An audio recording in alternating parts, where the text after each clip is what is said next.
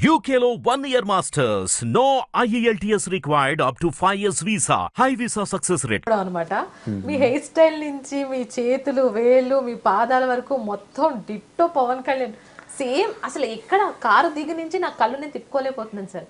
ఇట్లా మీరు ఎదురుగా కూర్చున్న మీ మీ ఆ కళ్ళు కనిపించట్లేదు కానీ మీ స్మైల్ మీ వంక నేను చూస్తూనే ఇట్లా నేననే కాదు బయట వాళ్ళు ఇట్లాగే చూసి మీ దగ్గరికి రావడం జరుగుతూ ఉంటుంది. ముఖ్యంగా మొన్న ప్రచారాలకంటూ వెళ్ళారు కదా, ఊరు వెళ్ళారు తిరిగారు. సో ఆ సందర్భంలో మీకు ఎటువంటి క్లిష్టమైన పరిస్థితులు ఏమైనా ఎదురైనాయి ఆ ఫ్యాన్స్ తోటి? క్లిష్టమైన పరిస్థితి అని కాదు కానీ అంటే కళ్యాణ్ సార్ అంటూ విపరీతమైన గౌరవం, ప్రేమ, అభిమానం. ఆయన్ని ఒక తండ్రిగా చూస్తారు, భర్తగా చూస్తారు, స్నేహితుడిగా చూస్తారు అందరు. అలాంటి వ్యక్తిని నేను ఆరాధిస్తున్నప్పుడు ఆయనకి షేర్ చేసే ఆ లవ్ ఎంతో కొంత నాకు ట్రాన్స్ఫర్ అవుతూ ఉంటుంది అప్పుడప్పుడు. నేను పిఠాపురంలో క్యాంపెయిన్ చేస్తున్నప్పుడు ఇట్ వాజ్ అబౌట్ 6 o'clock 6:37 అవుతుంది. జనాలు ఎగపడుతున్నారు, కొంచెం చీకటి పడింది. ఒక అంటే స్కూల్ గోయింగ్ చైల్డ్ అనుకుంటా ఆమె, మేబీ కాలేజ్ నాకు తెలియదు. She came running and hug me, hug చేస్తుంది గట్టిగా అనమాట. అన్నాక అంటే ఆయన కోసం ఎదురు చూసే మనుషులు, జనాలు ఆయన్ని పలకరిస్తే చాలు, ఆయన చూస్తే చాలు అనుకునే వ్యక్తులు అంత అంత అంత పవర్స్ ఏమి అసలు ఎలా వచ్చాయో ఆయనకి తెలియడం లేదు. ప్రతిరోజు మెడిటేట్ చేస్తూ ఉంటాను, ఎలాగా సాధ్యం ఒక వ్యక్తి ఆయన మనిషి దేవుడు ఎట్లా అయిపోతూ ఉంటారు, అన్ని క్వాలిటీస్ ఎలా వస్తాయి, జనాలు అంత ప్రేమ ఎట్లాగా అని అనుకున్నప్పుడు ఆయన మీద చూపించే ప్రేమ నేను కలిసినప్పుడు కూడా జనాలు కొంతమంది చూపిస్తున్నప్పుడు చాలా హ్యాపీగా ఫీల్ అవుతూ ఉంటారు. అదంతా it was all because Pavan Kalyan garu మా అధ్యక్షులు అది కాపాడుకోవడానికి కూడా చాలా ప్రయత్నం చేస్తూ ఉంటాను ఎప్పుడు. మనం పవన్ కళ్యాణ్ సార్ ఫ్యాన్స్ కాబట్టి ఆయన గురించి మాట్లాడుతూనే ఉంటాము. సో కొంచెం పక్కకి వెళ్ళి మనం ఇప్పుడు ప్రెసెంట్ మన ముఖ్యమంత్రి నారా చంద్రబాబు నాయుడు గారి గురించి మాట్లాడుకోవాలి. ఎందుకంటే హైదరాబాద్ ఇంత డెవలప్ అయిందంటే ఆయన విజనే కారణం. మన ఆంధ్రప్రదేశ్ కూడా అంతలా డెవలప్ అవ్వాలని మనం కూడా మనస్ఫూర్తిగా కోరుకుంటున్నాం సార్. ఆయన కూడా ఈ ఏజ్ లో ఇంకా కష్టపడుతూ లోకేష్ గారిని కూడా సహాయం కోరుకుంటూ ఆయన కూడా కొంత బాధ్యతలు అప్పగించారు.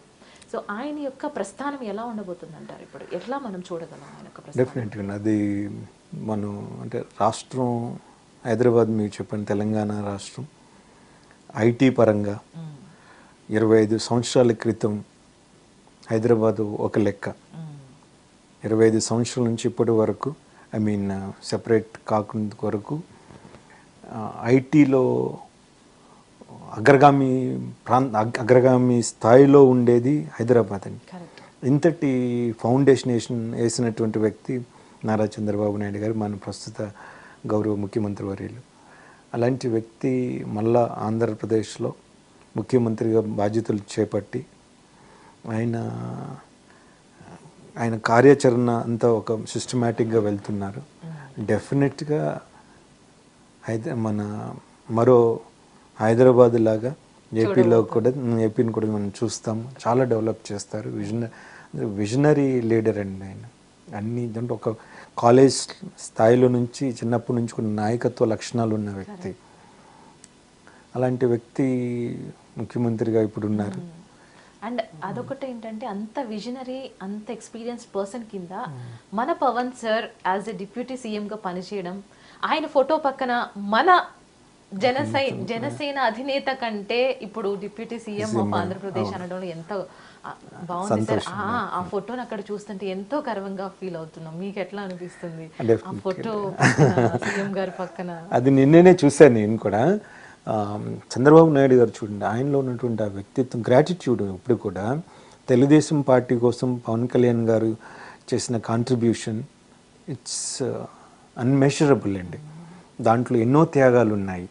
ఎంతోమంది గాయపడిన వాళ్ళు ఉన్నారు, సంతోషపడిన వాళ్ళు ఉన్నారు. ఇవన్నీ పక్కన పెట్టి కూడా తెలుగుదేశం ముందుకు వెళ్ళాలి, మంచి విజనరీ లీడర్ ఉన్న చంద్రబాబు నాయుడు గారు ముందుండాలి అన్న ఆలోచనలో ఆయన్ని తెలుగుదేశానికి సపోర్ట్ చేయడం, తెలుగుదేశం జనసేన కలిపి ఒక అన్నదమ్ములు అలా వాళ్ళిద్దరు అంత టీం వర్క్ చేసి ఈ పార్టీని గెలిపించుకున్నారు. గెలిపించిన తర్వాత చంద్రబాబు నాయుడు గారు ఈ మధ్యకాలంలో కొన్ని ఆదేశాలు ఇచ్చారు. ప్రతి గవర్నమెంట్ ఆఫీసులలో ఈక్వల్ ఇంపార్టెన్స్ ఉండాలి.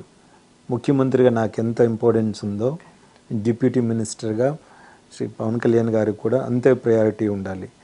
ఆయన ఫోటో, పవన్ కళ్యాణ్ గారి ఫోటో కంపల్సరీగా ఉండాలని ఇక్కడ ఆఫీసులోకి వెళ్తే అది ఏదో టెంపుల్కి వెళ్ళినట్టుగా ఉంటుంది. ఇంక ఇప్పుడు ఎంత పెద్ద మాట.